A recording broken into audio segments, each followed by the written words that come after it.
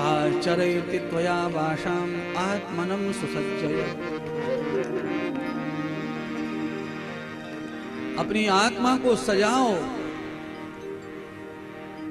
और आप जानते हैं, खेत में काम करके कोई महिला आई हो, अब उसी शादी ब्याह में भी जाना हो, तो खेत में से आकर सीधे दर्पण के सामने खड़ी होकर श्रृंगार कदापि नहीं करेगी।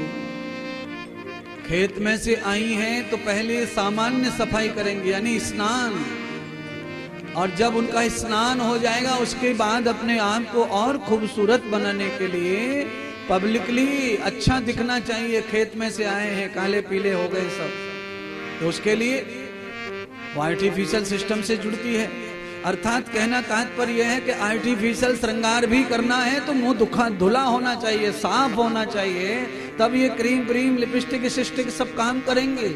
अगर पहले से ही दिन भर आपने बाजरा खेत में कटा है, सब धूल मिट्टी लदी है, उसके ऊपर क्रीम पोत लो, उसी के ऊपर लिपस्टिक पोत लो, तो सुंदर लगेंगी कि नहीं लगेंगे, पर डाइन तो लगेंगे कि कहीं खा न जाए किसी को।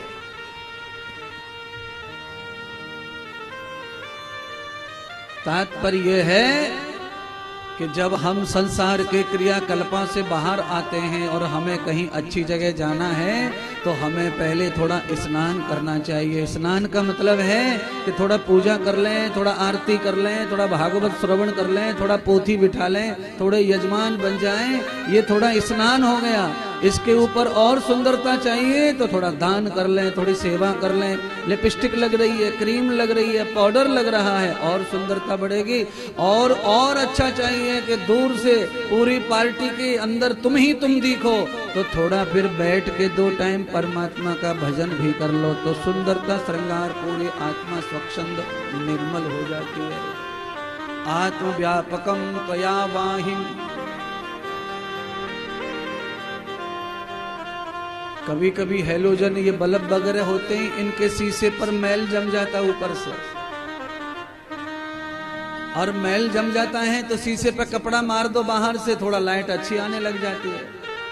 पर कभी कभी लाइट पर कपड़ा मार मार के थक जाओ, पर लाइट अच्छी नहीं प्रकाश करती। तात्पर्य है कि शीशा अब बाहर से मैला नहीं है, अब अंदर से शीशा मैला हो गया, इसलिए बाहर के पुच्छाड़े मारने से कुछ होने वाला नहीं है। बाहर का पुच्छाड़ा मतलब धोना पोंछना।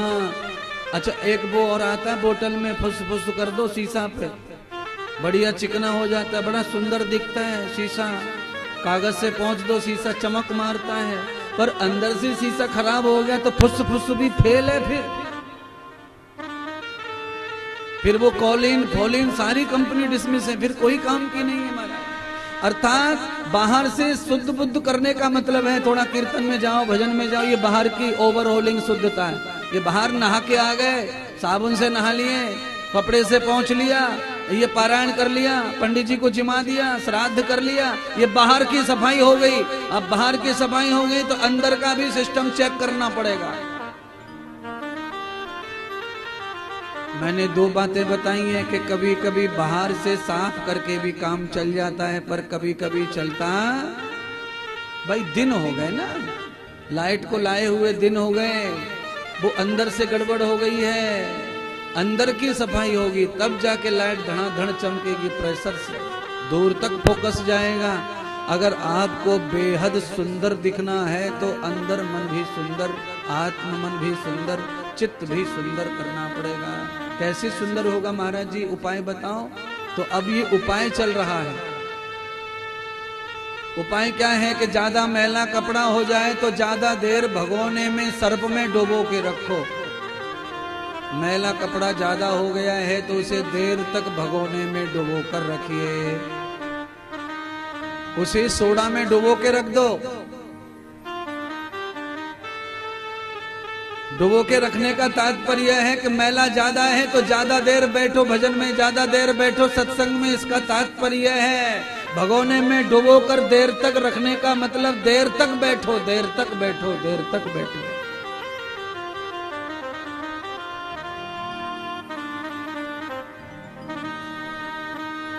धीरे धीरे सोडा जो है काट देता है मैल को, पिघला लेता है, कमजोर कर लेता है।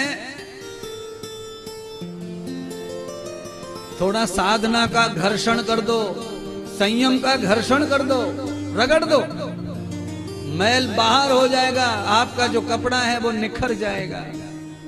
निर्मल जल में कपड़े को डुबो करके निचोड़ करके धूप लगा दो, यानी कि अपने आप को थोड़ा तपाओ, और जब तपाओगे तो जैसा कपड़ा कंपनी ने दिया था वैसा दिखने लग जाएगा। फिर आ जाओ सतगुरु के पास में। सतगुरु के पास आके क्या करेंगे? कपड़ा धुल गया, साफ हो गया, सूख गया, अब सतगुरु क्या करेगा? उसे पूरा नया करेगा। तो नया करने के लिए क्या करना पड़ता है? आखिरी कपड़े पर थोड़ा सा स्त्री प्रेस घुमाना पड़ता है। कपड़े की झुर्रियां पुर्रियां सरवटे फरवटे ये महात्मा साधु मिटाते हैं, कथा मिटाती है, सत्संग मिटाता है। तो थोड़ा टाइम गुरुजी को भी दो, जिससे कि झुर्रियां मिट जाएं, सरवटे मिट जाएं, और स्वास्थ्य हमारा पहले जैसा हो जाए, एकदम सुंदर हो जाए, सफल हो जाए। मन में विकार बहुत आते हैं, बुद्धि में विकार बहुत आते हैं, चित्त में विकार और दोष बहुत आते हैं। उन विकारों को कैसे मिटाएं, बुद्धि को कैसे सुधारें, उसके लिए कोई मार्ग है, कोई जगह है? तो एक ही सुनो, बुद्धि का विकार, मन का विकार गंगा जी में नहाने से छूटने वाला नहीं है। क्षिप्रा गंड की कृष्णा गंगा यमुना सरस्वती कावेरी कहीं भी डुबकी लगाओ, पर मन का विकार नहीं धुलेगा। है? अच्छा बोलो, आप में से कितने लोग हैं जो और भी कई लोगों को जानते होंगे, जो अमरनाथ जाके आए, काशी जाके आए, बैवरनाथ जाके आए, वृंदावन जाके आए, जमुना नहा के आए, गंगा नहा के आए, राम घाट नहा के आए, कृष्ण घाट नहा के आए, क्षिप्रा में डुबकी लगा रहे, एक भी पर्व ना छोड़ रहे। उज्जैन के कई लोग ऐसे जो पर्व एक भी ना छोड़ते, पर गुटका ना छूट रहा उनसे, बीड़ी ना छूट रही, बीड़ी। महात्मा के पैर छुपा लो, बड़े गुरु के पैर छुपा लो, छोटे शास्त्री के पैर छुपा लो, या पंडित के छुपा लो, वह पंडित के छुपा लो, सबन के पैर छूट लिए, पर बीड़ी ना छूटे महाराज, तमाकू ना छूटे।